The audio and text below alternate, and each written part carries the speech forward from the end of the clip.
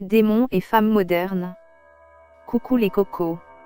Aujourd'hui, pour sortir un peu de la terre biplate, nous allons explorer un peu plus le monde qui nous entoure. Avant de m'attirer les foudres des gens dans les commentaires, je tiens à signaler que si les femmes sont dans l'erreur, c'est parce que les hommes ont été trop faibles pour leur poser des interdits. La faute est donc en partie partagée. Les femmes sont aujourd'hui presque toutes des sorcières sans le savoir. Même les plus ferventes croyantes. Laissez-moi vous expliquer simplement. En 1492, sort le Maleficarum.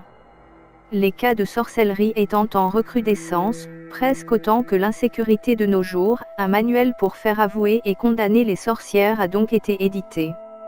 Il nous explique que les sorcières ont eu des relations sexuelles avec le démon, et qu'elles doivent donc être marquées par le diable.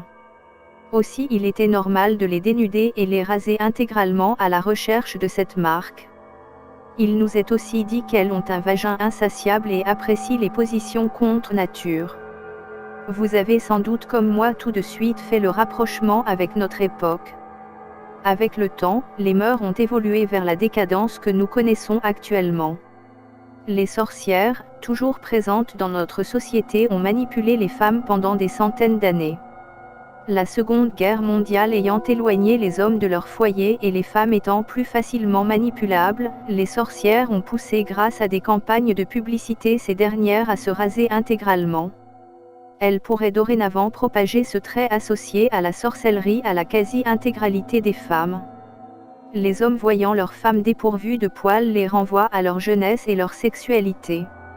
Sexualisées, elles manipulent plus facilement les hommes qui eux-mêmes sont plus aisés à corrompre.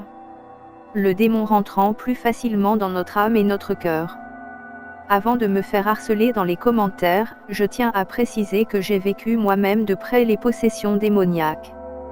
Ma femme ayant été elle-même possédée avant de succomber il y a quelques années, suite à une possession fulgurante. Le visage contorsionné, prononçant des mots incompréhensibles et vomissant. Le temps que le prêtre arrive, le Seigneur l'avait emporté près d'elle. Une ambulance a été appelée. Les médecins allopathes de l'hôpital ont conclu à une attaque. Ils n'ont pas vu ce que j'ai vu. Ma femme se transformait en démon avant de succomber. Contrairement à ses vœux, nous l'avons fait incinérer pour essayer de purifier son âme avant son passage devant Saint-Pierre. Je pense que c'est ce qu'elle aurait voulu. S'il vous plaît, mesdames, ne vous rasez plus.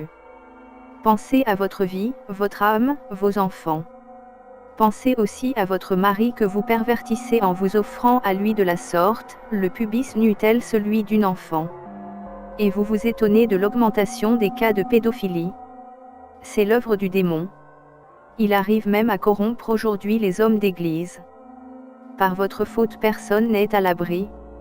Faites diffuser cette vidéo si vous n'êtes pas des moutons, ne soyez pas ce que vous ne voulez pas que les autres pensent que vous êtes.